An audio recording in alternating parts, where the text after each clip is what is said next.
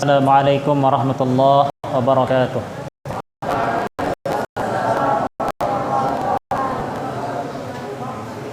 Alhamdulillah.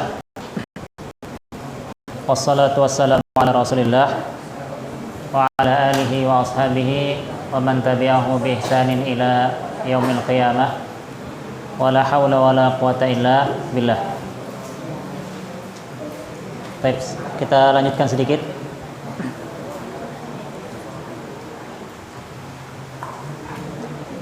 Syekh Muhammad bin Shalih Al-Utsaimin beliau mengatakan,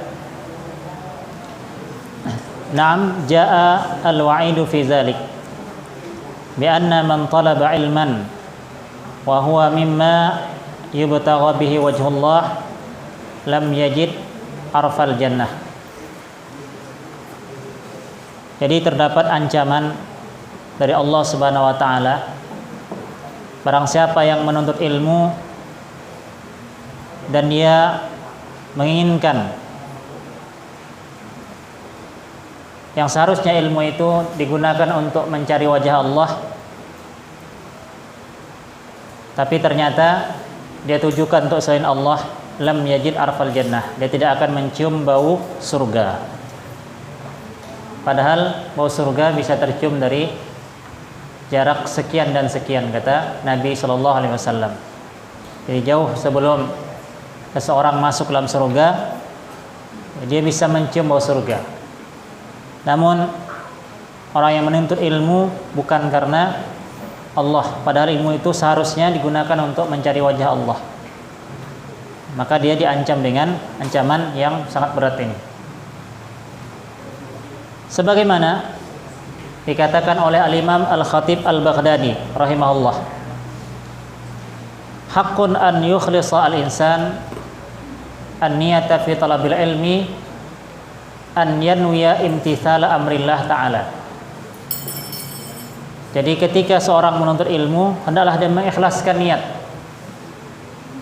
yaitu untuk melaksanakan perintah Allah, karena Allah yang memerintahkan untuk menuntut ilmu. Maka ketika dia menuntut ilmu, ya, niatnya adalah apa? Mentaati perintah Allah, laksanakan perintah Allah Subhanahu wa taala. Wal wusul ila thawabi talabil ilmi, dan agar dia mendapatkan pahala dari menuntut ilmu. Wa himayati asy-syariah, dan menjaga syariat. Wa zabbi anha wa raf'il jahli an nafsihi, kemudian menghilangkan kebodohan dari dirinya.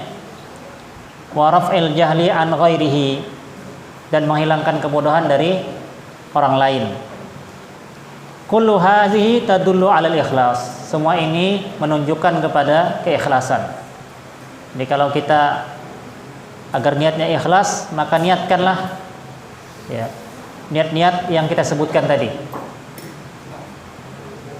Wa alla yakuna qasduhu nailul a'rad, jangan sampai niatnya adalah untuk mendapatkan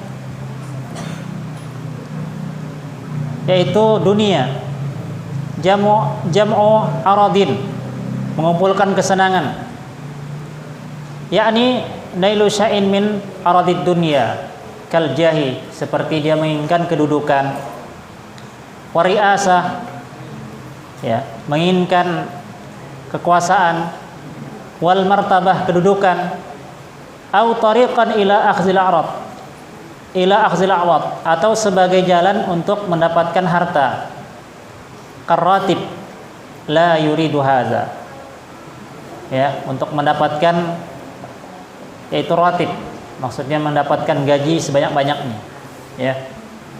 Jadi hendaklah dia tidak meniatkan hal seperti ini ketika menuntut ilmu, yang seharusnya ilmu itu untuk mencari wajah Allah, yaitu ilmu syar'i. Fa iza qala qail, apabila ada yang mengatakan, kata Syekh, kullul ladzina yatlubuna al-ilma fil kulliyatil an innama yaqsiduna asy-syahadah. Orang-orang semuanya sekarang yang mereka menuntut ilmu di bangku-bangku kuliah, Sesungguhnya mereka menginginkan syahadah, yaitu ijazah. Walizalika nara ba'dahum yuhawil al-wusul ila syahadah walau bil batil ka syahadati al-mazifah. Oleh karena itu kita melihat sebagian orang, kata Syekh, berusaha untuk mendapatkan ijazah ini walaupun dengan cara yang batil, ya, yaitu seperti ijazah-ijazah yang palsu, ya, yang penting dapat ijazah. Wal ghish, dan dengan melakukan ghish, kecurangan. Wa ma asbaha zalik, dan lain sebagainya. Jadi ada orang yang mengatakan seperti itu, ya. Jadi dia mengatakan orang yang nuntut ilmu di bangku-bangku kuliah itu tujuan utamanya adalah nyari ijazah. Fayuqal, maka jawabannya kata beliau, yumkinul insan an yuridu syahadah fil kuliah ma'a ikhlasin niyah. Ya. Jadi seorang mungkin saja dia belajar di bangku kuliah untuk mendapatkan ijazah. Tapi di samping itu dia juga mengikhlaskan niatnya. Wazalika bi an yurida biha al-wusul ila manfaati al-khalqi. Dia meniatkan dengan ijazah itu agar dia bisa memberikan manfaat kepada orang lain. Li'anna man lam yahmil syahadah, karena barang siapa yang tidak membawa ijazah, la yatamakkan min an yakuna mudarrisan. Dia tidak bisa jadi guru misalnya. Au mudiran, dia tidak bisa menjadi kepala sekolah, ya. Au ma asbaha zalik mimma yatawaqqaf ala naili syahadah, dan lain sebagainya, yang ini semua memerlukan ijazah. Ya, jadi seperti itu. Dia kuliah supaya dapat ijazah karena sudah peraturan negara, tapi dia juga harus ikhlaskan niat, yaitu agar bisa memberikan manfaat kepada orang lain. Nah, faiza qala, apabila ada yang mengatakan ana uridu an anala syahadah, saya ingin mendapatkan ijazah, li atamakkan minat tadris fil kulliyati matalan, agar saya bisa mengajar di kuliah, maksudnya bisa jadi dosen. Walau la syahadah ma darastu. Kalau bukan karena agar dapat ijazah ini, saya tidak belajar, saya tidak bisa mengajar. Uridu syahadah li akuna da'iyah, ada lagi mengatakan saya ingin ijazah ini supaya saya bisa jadi dai. Li'annana fi asrin la yumkin an yaqumal insan da'iyatan ila Allah illa bi syahadah. Karena kita, kata Syekh Ibnu Utsaimin, berada di suatu masa yang tidak mungkin kita bisa menjadi da'i ilallah kecuali apabila ada ijazah. Antum tiba-tiba langsung jadi da'i, nanti orang tanya, belajarnya di mana ya? Oh, saya belajar gini-gini. Buktinya mana? Tidak bisa menunjukkan bukti. Kira-kira diragukan tidak nantinya? Diragukan, ya. Seperti itu. Wa bitaqah wa illa arada nafsahu lil kharaj. Ya. Dan dia perlu kepada bitaqah, pada kartu. Kalau tidak, maka dia telah menghadapkan dirinya kepada sesuatu yang kharaj, yang kurang, satu yang tercela, ya, seperti itu. Uridu an akuna mudiran ala maslahatin. Saya ingin jadi mudir supaya bisa memberikan maslahat dengan syahadah ini, dengan ijazah ini. Ala jama'ati minan nas wa hadza la yunalu illa bi syahadah. Misalnya ini tidak bisa dapatkan kecuali kalau punya ijazah. Fa iza kanat hadhihi niyatul insan fahiya niyatun hasanatun. Kalau niatnya seperti ini, maka ini niat yang baik, kata Syekh. La tadurru insyaallah. Nah, ini tidak berbahaya. Hadza fil ilmi syar'i au ma yusaniduhu. Ya, ini dalam masalah ilmu syar'i dan yang berkaitan dengan ilmu syar'i. Tapi kalau ilmu dunia maka boleh ya, diniatkan untuk cari dunia. Ya. Misalnya kata Syekh di sini, ya, dia menuntut ilmu dunia, hendaklah dia niatkan untuk mendapatkan sesuatu yang halal. Lau ta'allamal insan handasatan, misalnya dia mempelajari ilmu handasah, ilmu arsitek ya. Uridu an akuna muhandisan, saya ingin jadi arsitektur.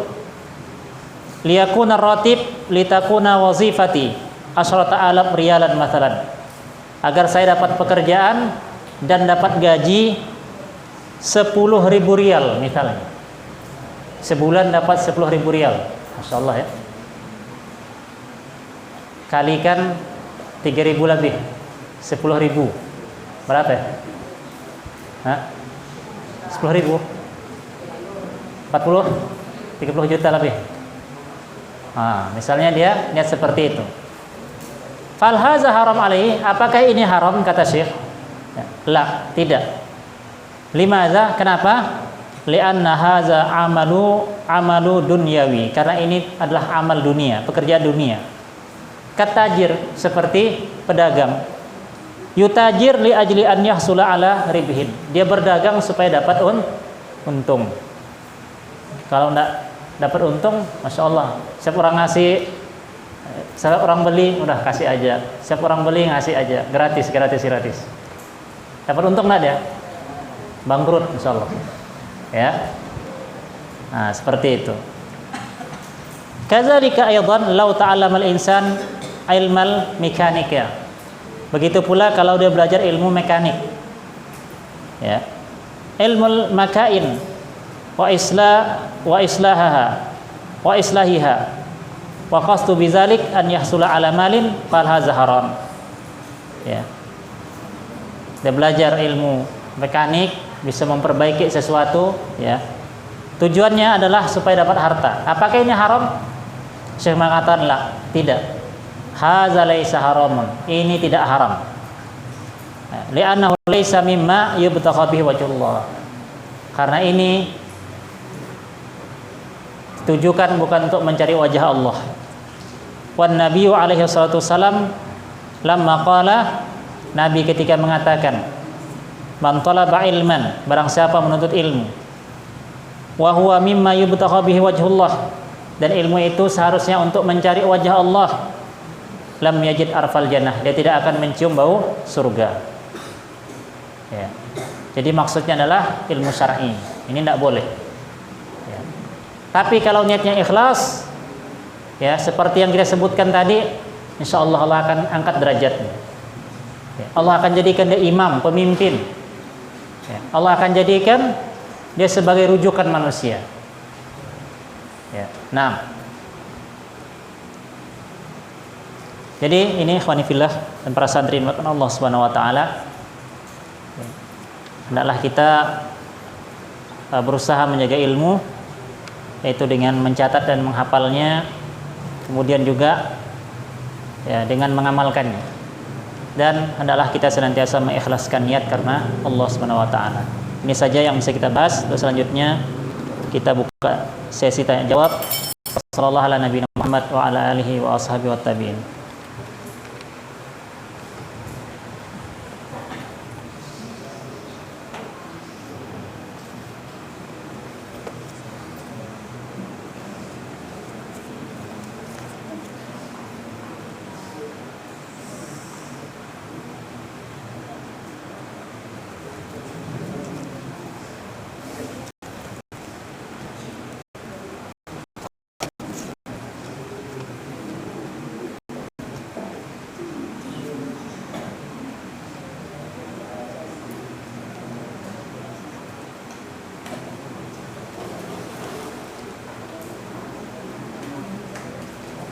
Bagaimana caranya kita menghindari penyakit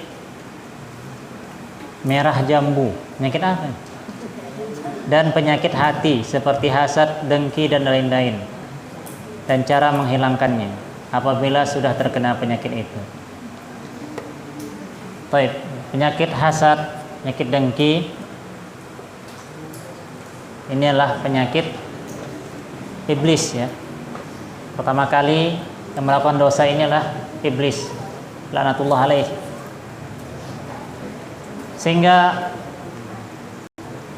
dia tidak mau sujud kepada Adam, ya, tidak mau sujud kepada Adam ketika diperintahkan oleh Allah Subhanahu wa Ta'ala. Ya, dia enggan karena dengki. Begitu pula orang-orang Yahudi. Apa yang menyebabkan mereka tidak mau mengikuti ajaran Nabi Muhammad SAW? Dikarenakan mereka hasad, mereka dengki. Karena para nabi dan para rasul sebelumnya adalah berasal dari ya kalangan Bani Israel. Tiba-tiba Nabi akhir zaman berasal dari bangsa Arab. Akhirnya mereka tidak mau untuk mengikuti ajaran Nabi Muhammad SAW, padahal mereka tahu dari ciri-cirinya Nabi Muhammad itu benar utusan Allah Subhanahu wa Ta'ala. Maka bagaimana cara menghilangkan hasad? Kata Nabi, likulli zi ni'matin mahsudun. Setiap yang punya nikmat pasti ada yang hasad, ada yang dengki. Ya. Oleh karena itu, ketika kita dapat nikmat, ya, hati-hati, jangan kita terlalu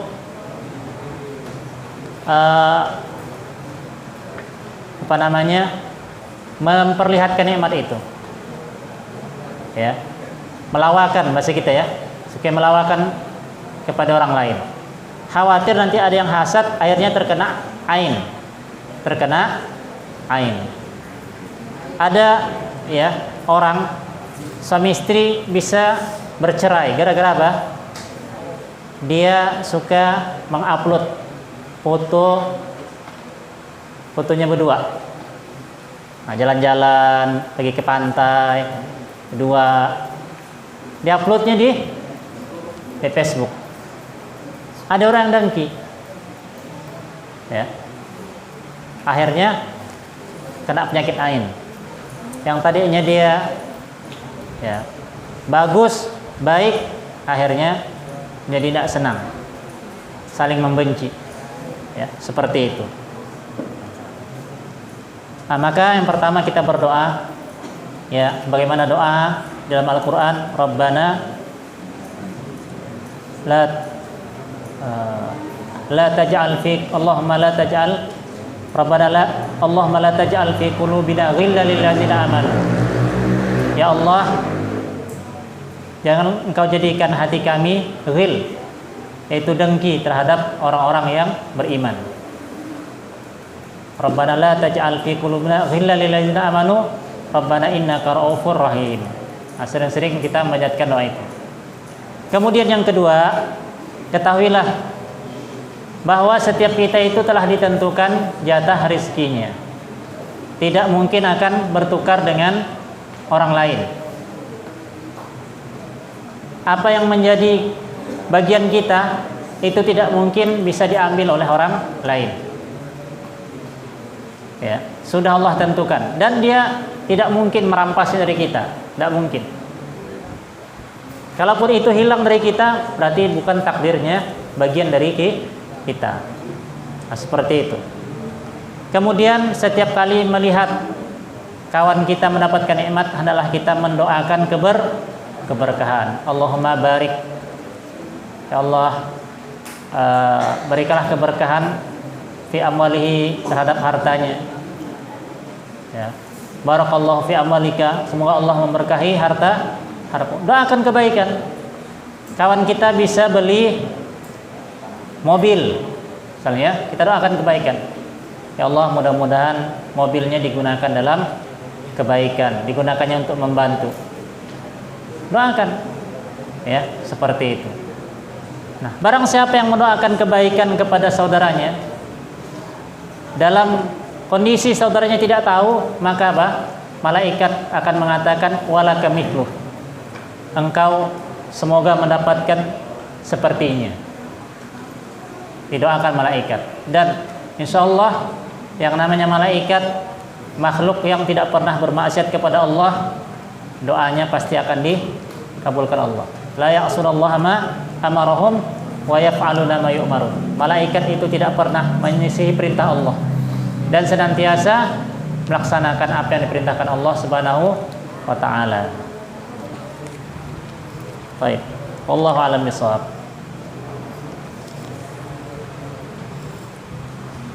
Ada cerita ya di negeri Saudi. Jadi ada perusahaan ayam, perusahaan ayam yang sudah maju, berkembang usahanya, kemudian terkenal. Tiba-tiba dia mendengar berita ada saudaranya sama usahanya hampir bangkrut, hampir bangkrut. Apa yang dilakukan oleh kawannya ini yang usahanya maju? Dia bantu yang hampir bangkrut itu supaya usahanya tetap jalan. Kalau kita, nah rasakanlah nih kita kan, insyaallah saya tidak ada saingan lagi. Nah, tidak boleh seperti itu, ya. Nah, bahkan ada kalau tidak salah saya pedagang ya, bisnismen. Dia punya usaha supermarket kalau tidak salah itu. Kemudian tiba-tiba ada buka juga yang sama di dekatnya situ. Ya. Akhirnya manajernya orang Inggris merasa khawatir nanti usaha mereka akan tersaingi. Apa kata direkturnya, kata bosnya, kenapa engkau takut, khawatir? Mereka tidak mungkin bisa mengambil rezeki yang telah ditentukan Allah untuk kita. Bahkan ketika dia buka pertama kali, disuruhnya karyawan beri hadiah, datang ke situ, kasih hadiah, ucapan selamat. Nah ya, makanya kita lihat, jangan sampai kita kalah dengan orang Cina.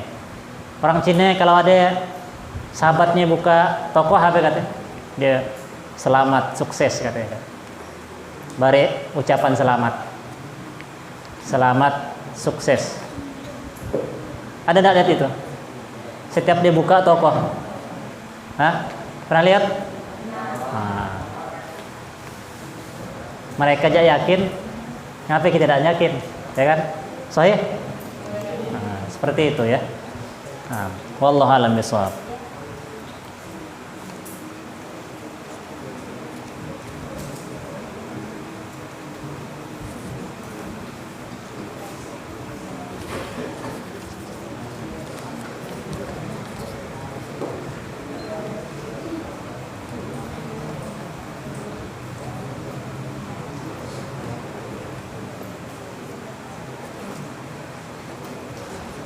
Apakah benar jika kita melawan guru, ilmu yang diajarkan kepada kita itu tidak berkah? Iya, ya tidak boleh ya. Kita harus menjaga adab kita terhadap guru. Selama yang diperintahkannya tidak bertentangan dengan perintah Allah Subhanahu wa taala. Kalau bertentangan itu tidak boleh. Kita taat. La ta'ata li makhluqin fi ma'siyatil khaliq. Tidak boleh taat kepada makhluk dalam maksiat kepada Allah. Selama kebaikan ya, kita harus hormat terhadap guru kita. Nanti hilang keberkahan. Ya. Karena kalau seandainya kita melawan guru, nanti guru kita malas mengajarkan ilmu kepada kita. Akhirnya kita terluput dari kebaikan yang banyak. Tidak dapat ilmu kita. Ya, itulah tidak berkah jadinya. Kemudian al-jaza min jinsil amal. Balasan sesuai jenis perbuatan. Kalau kita melawan guru, suatu hari nanti boleh jadi kita dilawan murid kita. Ya, wallahu a'lam bishawab.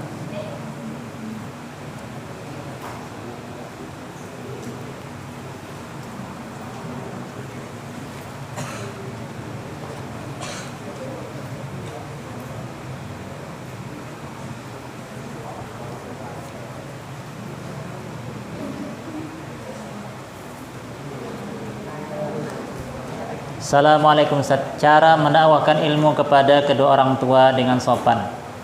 Caranya ya, antum dakwah dengan adab dan akhlak antum. Lihat kan, setelah antum belajar di pondok, antum semakin baik, semakin rajin membantu orang tuanya, semakin taat, sopan, ya, ngomongnya sopan dengan orang tua. Kemudian misalnya, Ustaz, orang tua saya tidak sholat di masjid, ya, tidak sholat di masjid. Bagaimana caranya saya ngajaknya?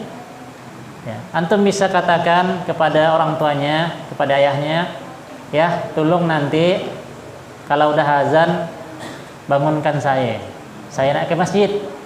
Nah, seperti itu ya. Suruh ayahnya jadi alarmnya.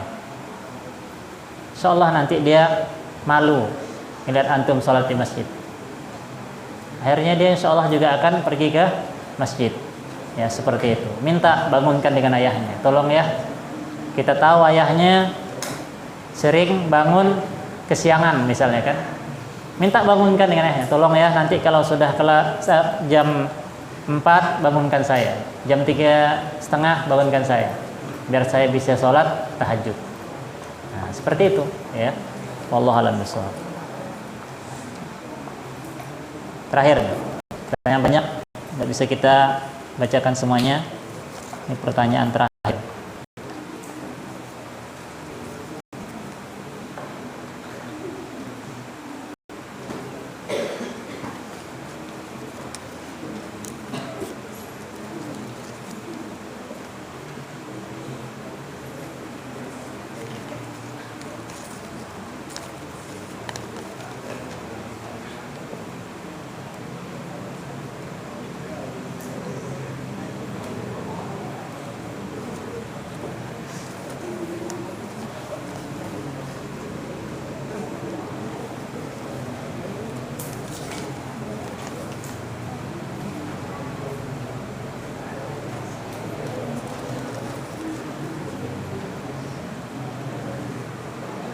Assalamualaikum. Bagaimana jika seorang rela melakukan kecurangan demi mendapatkan juara kelas? Insyaallah ya. Ya, Nabi mengatakan man ghasyana falaisa minna. Barang siapa yang melakukan kecurangan bukan golongan kami. Tidak dianggap golongan Rasulullah. Ya. Mungkin dia akan dapat name juara 1. Ya. Tapi nanti tidak akan berkah. Karena sekarang ini orang juga tidak melihat dia juara 1.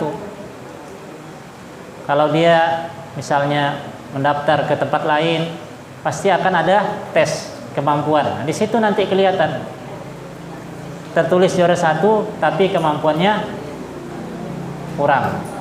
Nah, ini kecurangan ya. Dan kedua, Nabi tidak menganggapnya sebagai bagian dari umat, dari golongan Nabi Shallallahu Alaihi Wasallam. Jadi kalau tidak golongan Nabi, golongan siapa dia? Ya, nah seperti itu. Jadi ingat, man ghasyana falaisa minna, kata Nabi. Barang siapa yang curang, dia bukan termasuk golongan kami. Tidak boleh nyontek dan sebagainya, tidak boleh. Ya. Nah, seperti itu. Wallahu a'lam bishawab. Ini saja, kurang lebihnya saya mohon maaf. Yang benar datangnya dari Allah dan yang salah merupakan kelemahan dari diri saya. Kita akhiri majelis kita dengan doa kafaratul majelis. Subhanakallah wa bihamdika asyhadu an la ilaha illa anta astaghfiruka wa atubu ilaik. Assalamualaikum warahmatullahi wabarakatuh.